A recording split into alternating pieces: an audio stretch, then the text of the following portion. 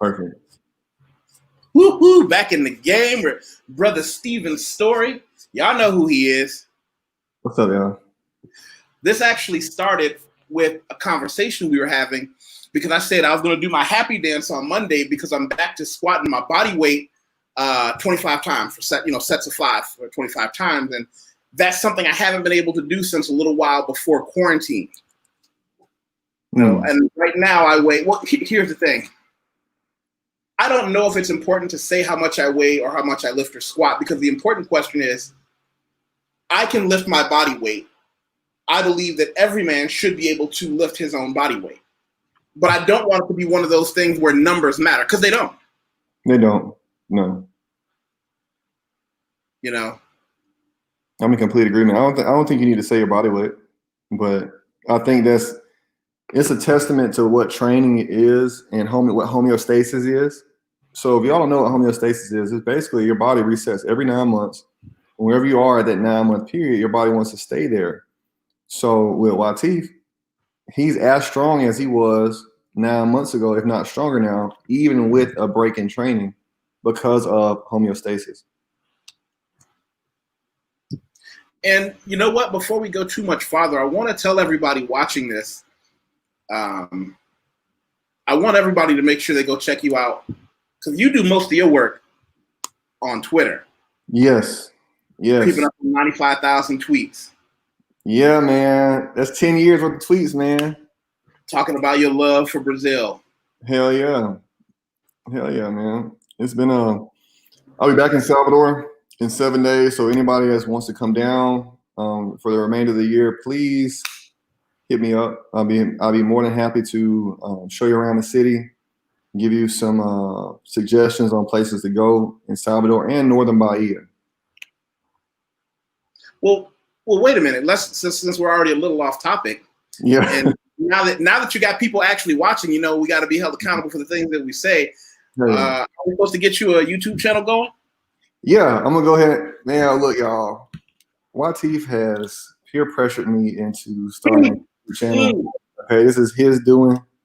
It's peer pressure now. Okay, if you want to run that story, okay. YusefWateef has peer pressured me, y'all. Yeah, so I'm gonna start a YouTube channel, documenting a lot of things I do for a living, and as well as living and working in Brazil as an expat, and so I want to give people more insight, because what me and YusefWateef were talking about earlier was that people project their own theories about how a life is in another country as an American, but to be with somebody that's doing it day in, day out for years at a time, I want to be able to give another story for people to see that, hey, it's not, everything isn't the way you think it is in another country.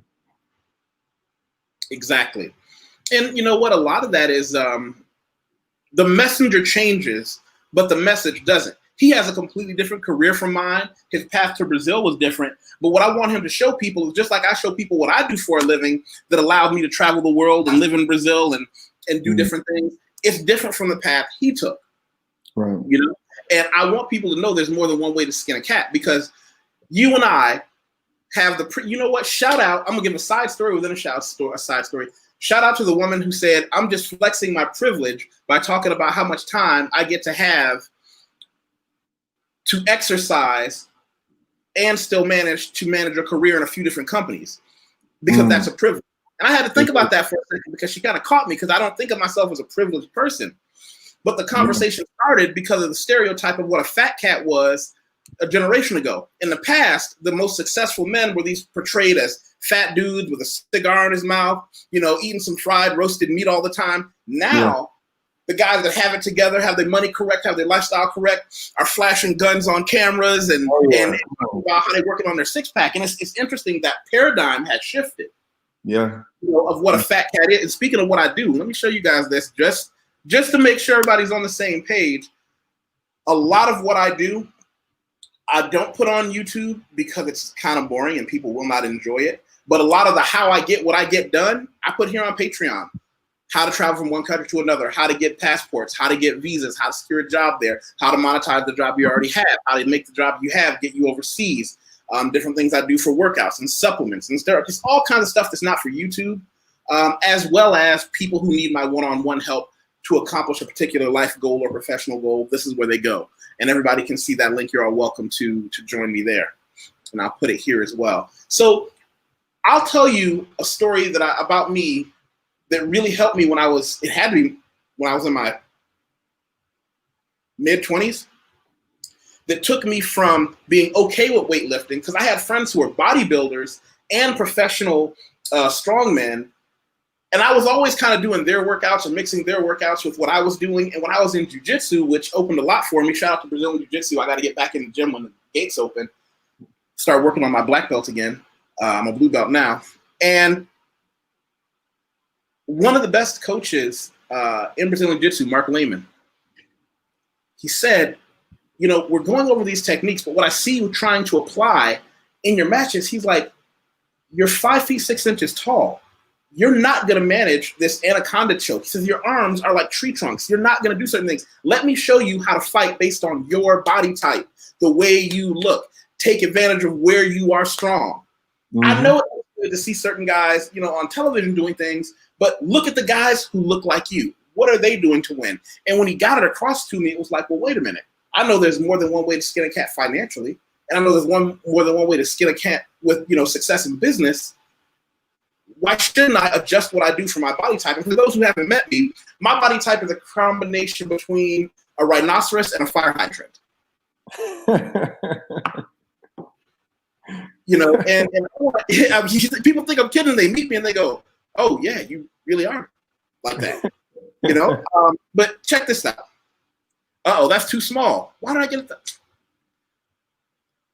Brother Stephen, I want you to tell them what qualifies you to even talk this trash with me. And then I want to go into the 3 body types and how we can start to choose what exercises are best for us. Yeah. So I am a certified personal trainer. I've trained hundreds of people at this point, as well as trained myself. I've done bodybuilding shows, won bodybuilding shows, and I want to do a show in Brazil, YT. I really want to do a show in Brazil. We're going to have to have a long, hard conversation on the reality of competition in Brazil. Yeah, that's fine. But I would like to do a show down there. But so what we're seeing here, y'all, we're seeing ectomorph, mesomorph, and endomorph. And so this is your natural state before you work out, how you look. So maybe you gained some weight or you got a bit out of shape. But how were you when you were 14, 15, 16, right around puberty? What did you look like? Were you naturally a bigger kid? Were you naturally a skinny kid? It was hard to gain weight. If you just did some push-ups, were you able to start to look like something? That's where you're going to judge if you're ectomorph, mesomorph, or endomorph. Endomorphs normally gain muscle quickly, but they don't show muscle that well. They also gain fat fairly quickly as well. This is more like a linebacker, right? A mesomorph type of guy was probably always muscular, even as a child. They were muscular. And then an ectomorph is a person like me. I was a smaller, slimmer kid, and I had to work progressively through the years to gain significant size. Is that a good explanation, YT? So let's do this. Let's show them. We Google classic ectomorph, which is where you are, right? We're going to say classic ectomorph body. Yeah. Let's see if we can get a couple images of an ectomorph. Yeah. Ectomorphs are usually going to have smaller shoulders. Brad Pitt style? Yep. Yep. They're not going to have crazy broad shoulders. Ectomorph bodybuilders have that straight up and down lean. Mm-hmm. Even with size, they're still relatively lean and small. And then if we go to, now what body type would you say I'm more of an endomorph? Yeah, so you gain muscle and fat fairly easily. You're strong.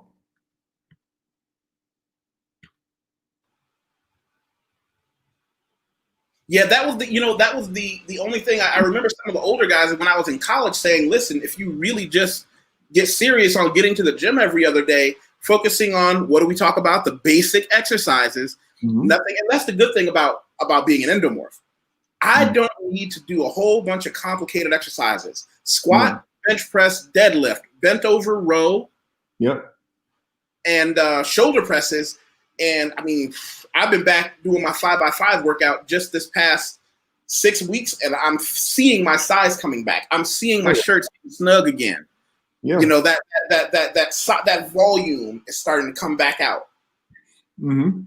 As it should. You know, but the caveat here, guys, ladies and gentlemen, is listening to this is decades of training in a body style, right? In an endomorph body style. If you're a person that's just starting to pick up some weights and you're in your 30s or 40s, this is going to be a different conversation. You are new to the gym. Your body will react a certain way, but you should not be expecting, you know, results like YusefWateef or even results like mine, even if you're endomorph, because it still took me 2 years, 3 years straight before I even picked up 20, 30 pounds. But here's where there are two things I want to go about talking about. One is, how do we get people to look at this and say, I can wait that long? I mean, we have to be honest with being okay with what they're going to get done, but we also got to be okay with telling them, you will see results in 3 months. We got to be okay with telling them they're not going to be drastic results, but they'll get there. Yeah, I mean, I think like, I know I look better at 3 months in, and I look way better at 6 months in. I look damn good a year in, and so on and so forth. And I think for most people, this is your body we're talking about. We're not talking about a microwave dinner here. You've had this body, and you will have this body until you die, for one. And then the next thing is that it's all a progression for what you like and what you want.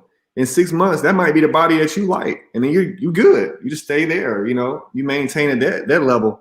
But if you want to go for a complete body change, like a person that wants to lose a lot of weight, or a person that's really small that wants to put some serious size on, it's going to take time.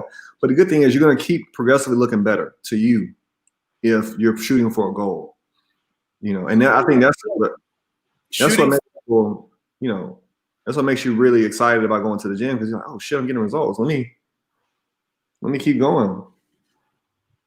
But when we talk about people going to the gym, one of the things that I find over and over again is that everybody wants to use their buddy's workout program without researching, is that program the right one for me? Now, I know not everybody has the privilege of having personal trainers. You're a personal trainer. Brazil has lots of excellent personal trainers down here that you can get with. But when you talk to someone and they say, like my friends say, okay, well, what? You showed me all this stuff on the 5x5 Strong Lift program, and I did that for a month, and I got to tell you, I'm not quite sure that's for me, because I don't necessarily want this, you know, to look like a rhinoceros. It's awkward, because how do we figure that out? How do we judge, you know, when we look in the mirror, what type of, and I know you're not giving, you're not giving specific advice to anyone. I want to be clear. Anybody who wants to take you on as their personal trainer should, but how do you help people figure out what their body type is and what kind of workout program is going to be for them?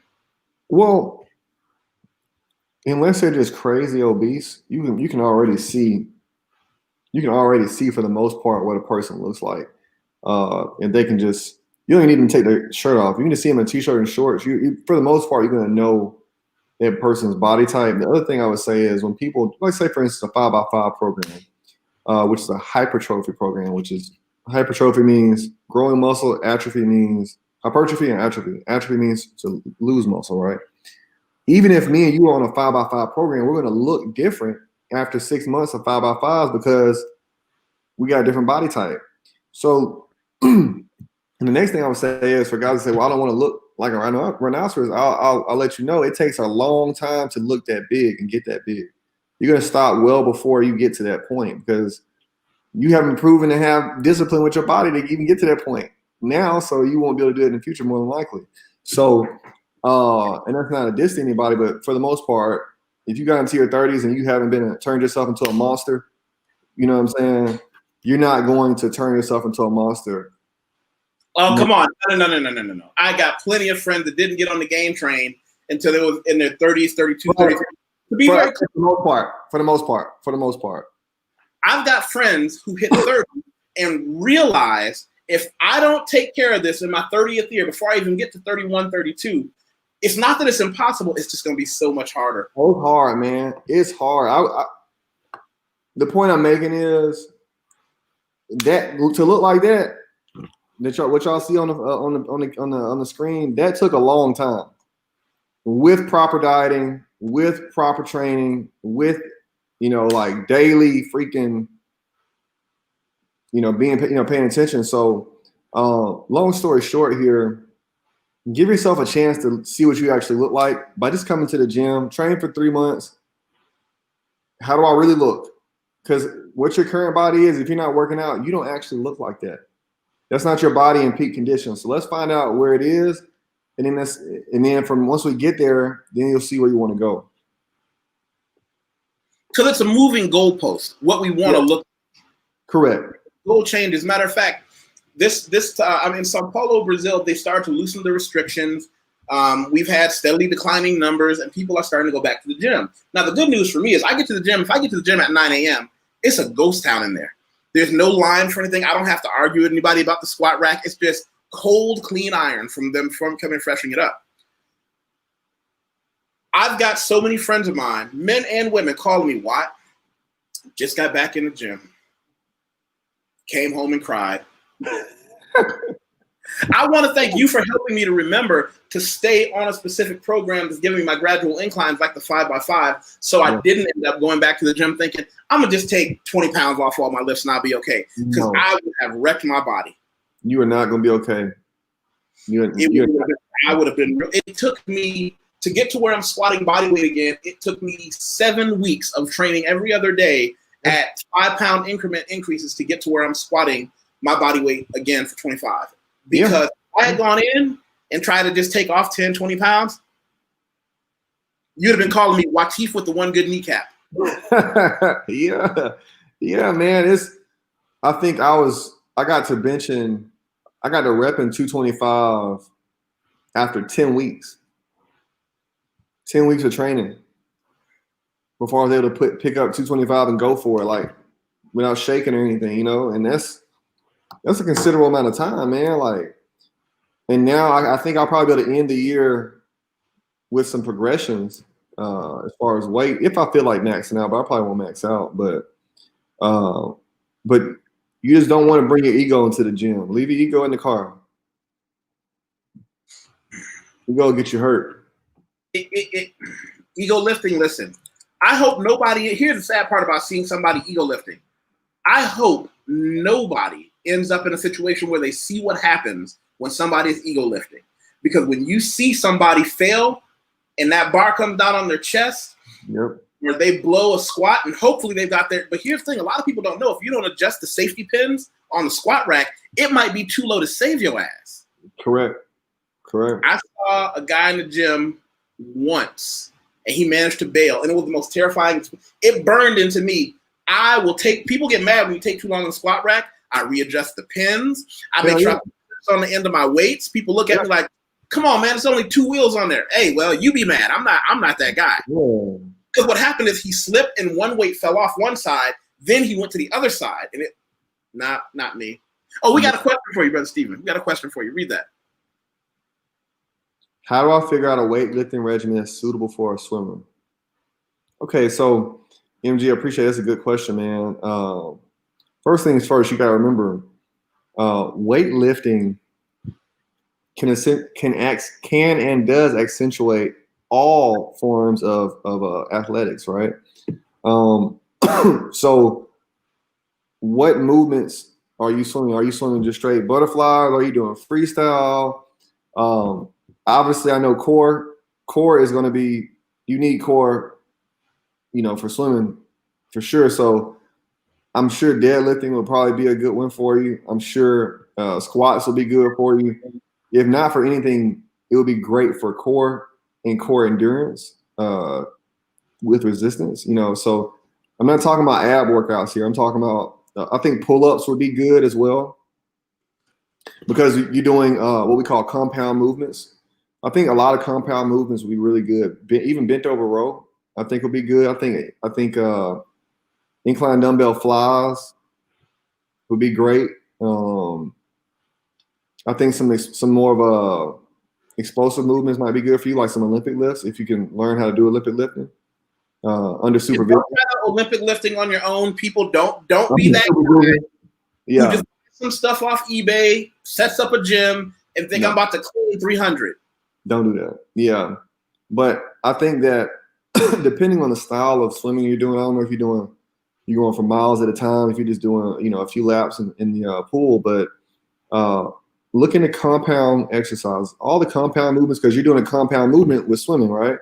So anything that's going to just bring that whole chain together, like a pull-up. A pull-up, it doesn't seem like a head-to-toe movement, but you got to keep everything under control when you're doing a pull-up. You got to keep everything under control when you're doing a squat or a deadlift or even a seated row. Those are all, in my opinion, compound movements to be really good for you. And also, I would just do some YouTube reviews and YouTube searching of what college athletes are doing, like college swimmers are doing, like Olympic swimmers. What movements are they doing in the gym? And I would try to emulate. A lot of people don't know that whether or not you're a weightlifter, everybody for every sport lifts weights. A lot of people think the only guys who lift weights are the people who are weightlifters. No.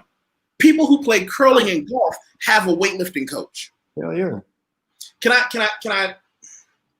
Here's where I get upset with people, though. And this is nothing against MG, by the way. It's not about him.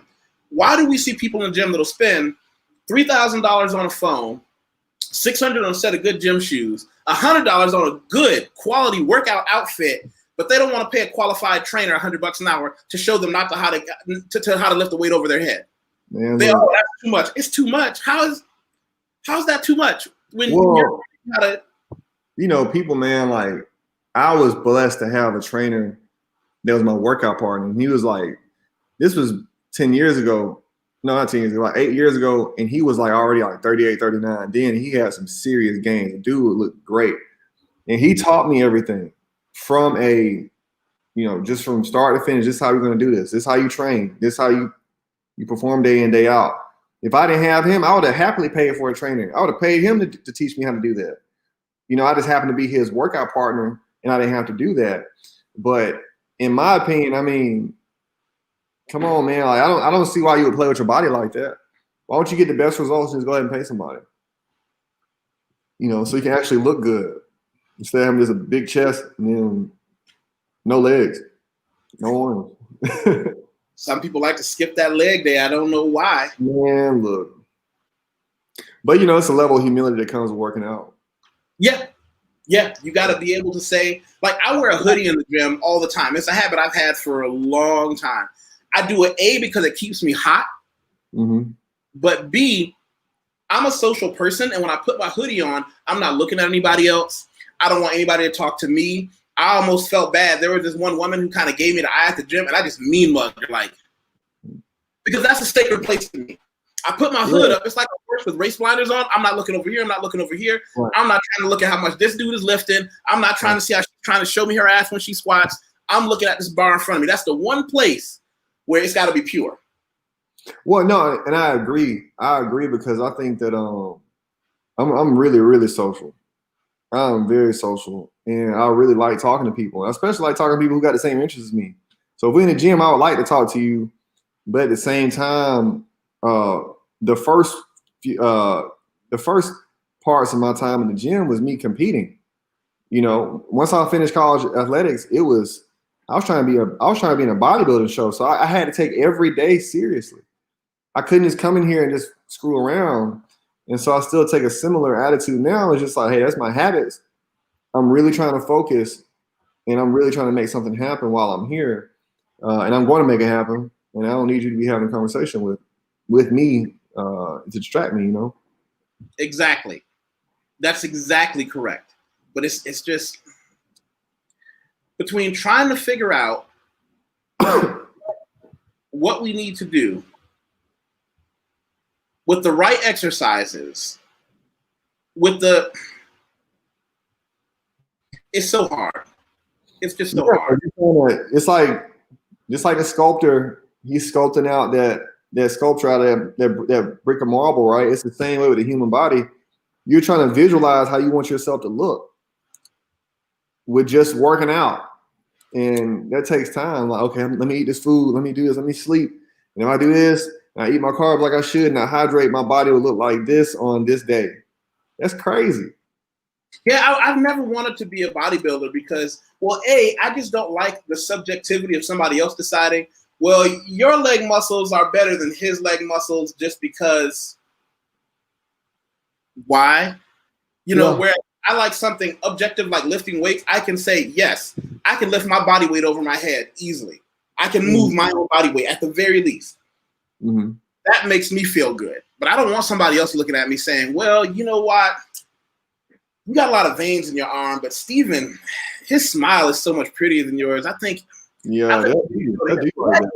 Hey, MG, I got another one for you. I got another exercise for you. It's a straight arm lat pull down. So right here, so you're standing up right here, and you pull it down. So it's right here and right there. It hits all of your lats, and so I'm sure that's a swimming movement right there. So that'll be a good one for you as well. Also activates the core. So just another one for you. You know, Chris Hemsworth, the guy that plays Thor in the Marvel movies before he got fat for the last one, yeah, there was an article where they had to get him in the gym working out real heavy. Now, I don't know whether or not he was natural or not. Doesn't bother me either way.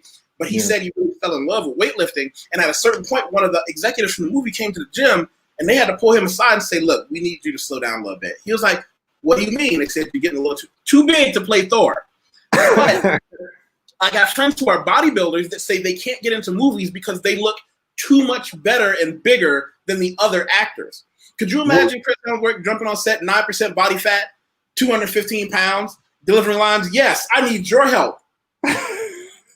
Chris Hemsworth is huge, man. Like Chris Hemsworth used to be small. Yeah, I know he did. Yeah, and so like I was if you go back and watch movies from the 80s and 90s, you know, Arnold basically brought in that whole like everybody's chiseled and cut thing for like 10 years because you remember Jean-Claude Van Damme, Sylvester Stallone, what's my guy? In Rocky, Creed was huge. Everybody was Creed. I mean, everybody was big in Rocky movies, right? Mr. T, and then Apollo Creed had some size on him. Then the Russian guy was big. Then you had Bloodsport. I had a bunch of big guys. Carl Weathers. Yeah, Carl Weathers looked great, you know. But what I'm saying is Arnold influenced Hollywood, and then once he left, they went to the whole like you don't have to be. Well, didn't we talk about how Lee Haney and Arnold Schwarzenegger, who are the two greatest bodybuilders in history, and for the record, Arnold Schwarzenegger may be the most famous actor in the world. Lee Haney, he never beat Lee Haney. Lee Haney, man. In some interviews, he still talks about that. All the money he's made, because people forget, he's a bodybuilder at heart. He is a muscle man at heart. He's good at acting, and he's handsome, but it's still, he always wanted to beat Lee Haney. I told you before you can share your Lee Haney story. Right. Lee Haney did an interview a year ago. They had him sitting down in a chair just talking to some young guys. He still looks good. Like, no, Lee Haney looks amazing. And then here's the next thing, people. You got don't forget this. Lee Haney retired at 20. At 30. I'm sorry. He retired at 30 with 8 Mr. Olympias at 30 years old. He could have won another decade. Ronnie didn't even start winning until he was like in his mid-30s. If anybody knows bodybuilding and bodybuilding history, Lee Haney probably could have won 12 Olympias. What adjustments will you take in your 50s and 60s? We continue to lift heavy.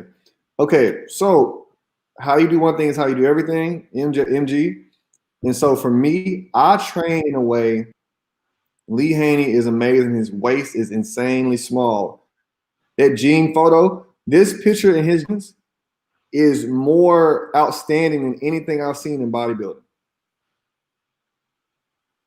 It's probably the most outstanding photo I've seen in bodybuilding. He had a 32.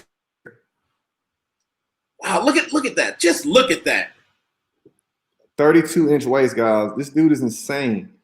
And he built this type of muscle at the age of this guy is 28, 29, 30 years old in this photo. Right? Most guys that are bodybuilding now are still trying to get to the main stage. And at that point, he was already one of the greatest.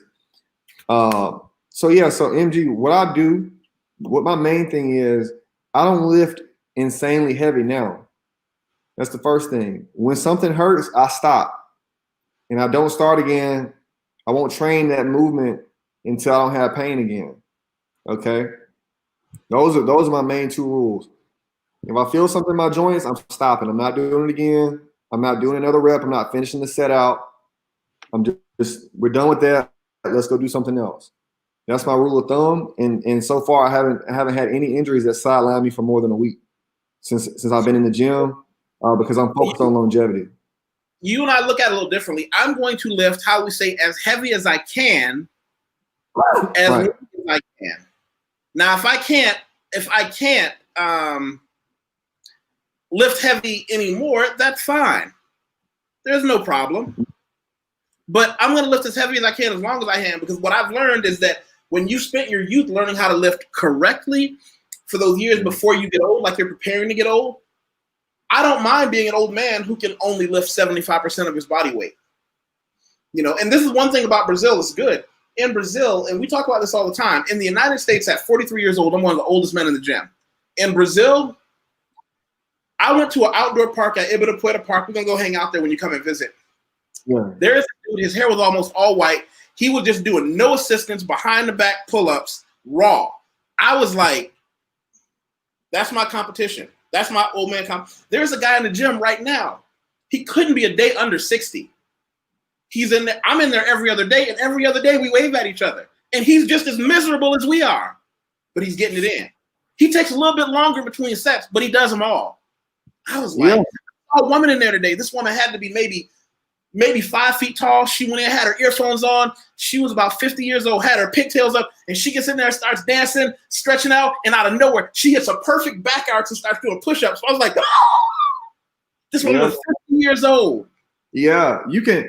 I think I was talking to a guy. I've been following a few guys in their 60s and 70s on Twitter recently because that's the real competition. It doesn't matter if you're in shape in your 20s, even in your 30s. It really don't even count.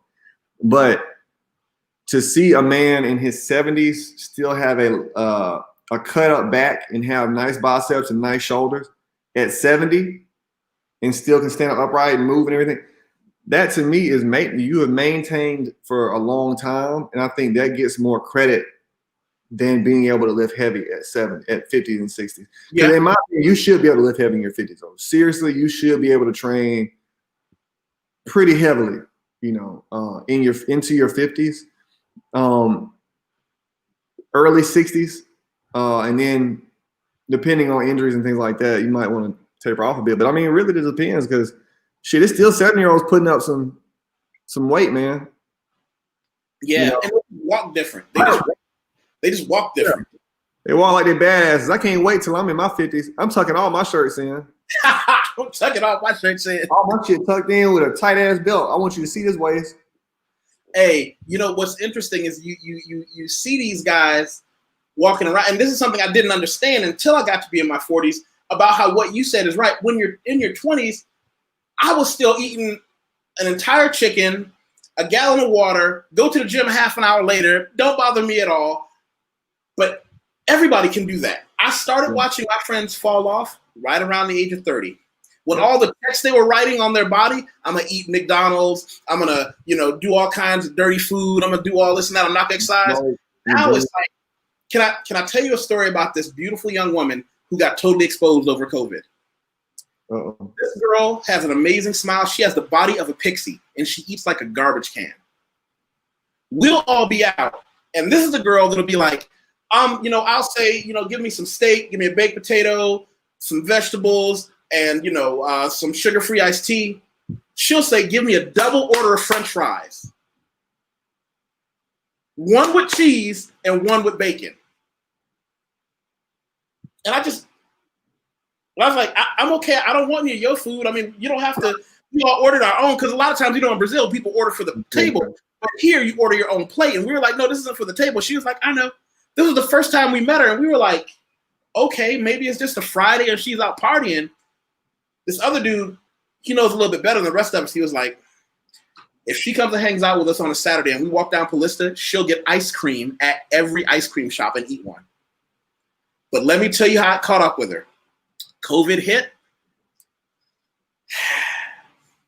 She made a YouTube video. She made a YouTube video a couple days ago, and the camera was like this. Oh man, she had to go neck up. She did a neck video, and so I'm calling people. And I was like, "How come her video? She's not showing off her body?" And he was like, "Yo, she couldn't.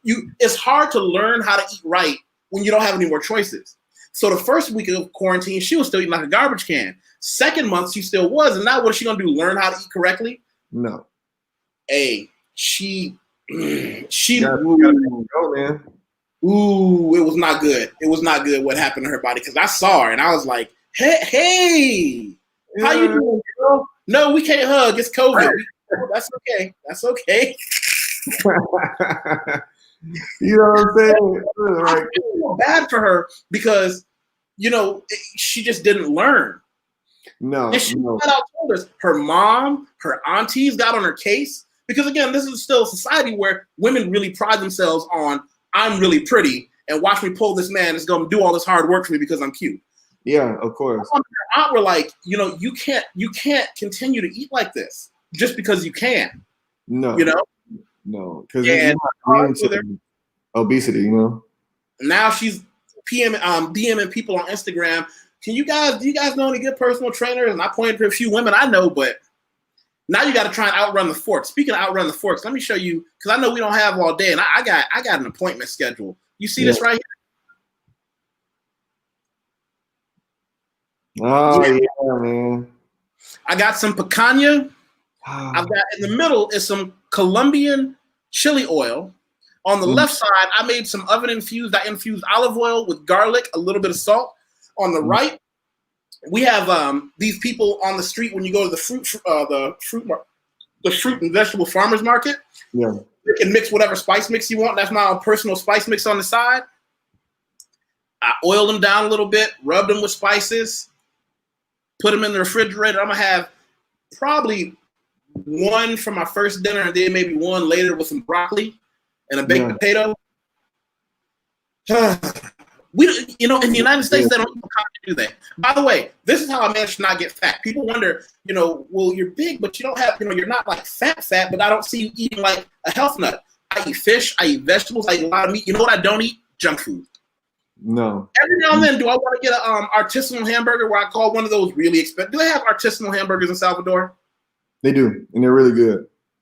And in Sao Paulo, I think they just call them that to charge you more. But there are places that, make their own mixes, put their own blends together. They'll say, we made these burgers here. They're not all preservative, on a nice piece of bread. And I have one or two of those, but that's about as far as I go. Mm-hmm. Every couple of months, I'll smell some junk food that will remind me of home. And I'll say, let me get a little hamburger. And I'll eat half of it, and my stomach will be like, let's not finish this. Yeah, I'm the same way. I'm the same way, but I think that and we've had this conversation before, but I think that quarantine is showing people that you can't outrun a fork, and you're going to have to control what you eat at some level if you want to keep any type of consistency in how your body looks.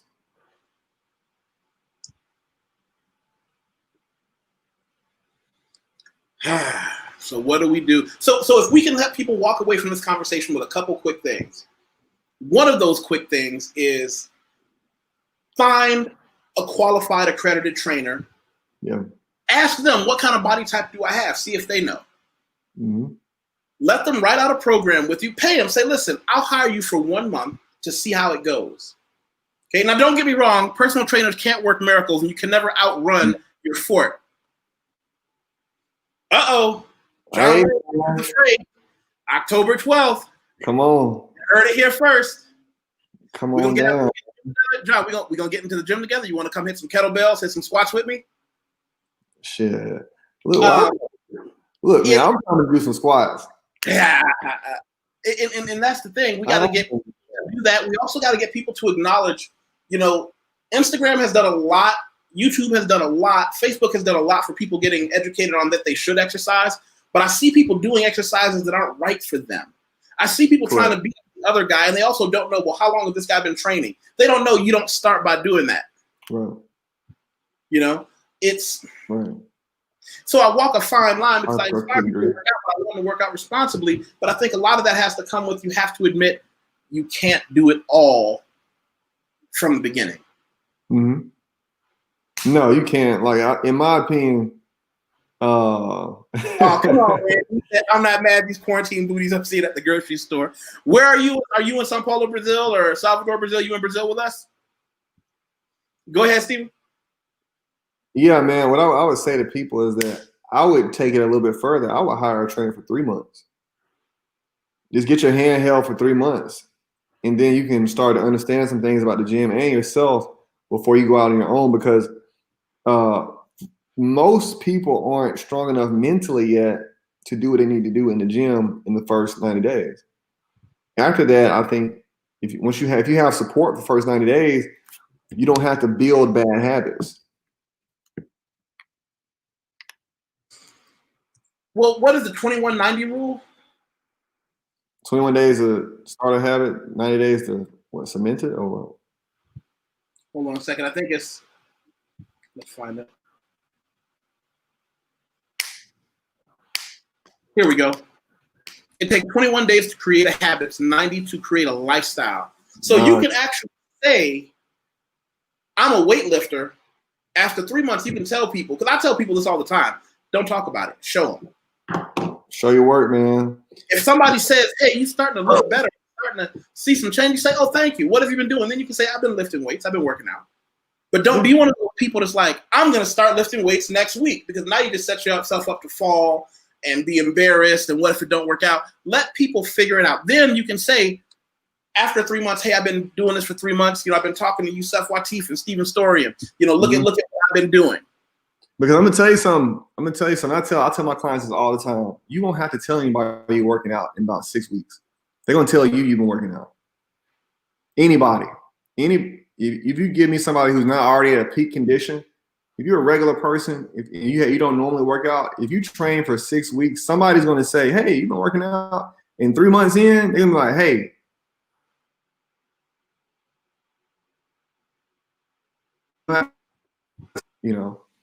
Unless if you're really skinny, you're obese, whatever it is, if you put in, internet's cutting out. You got a terrible lag. We might have to say goodbye because you're lagging. Oh man. You'll be back. Lag. Okay. Say goodbye. Cool. All right, y'all. Love everybody. Stay safe.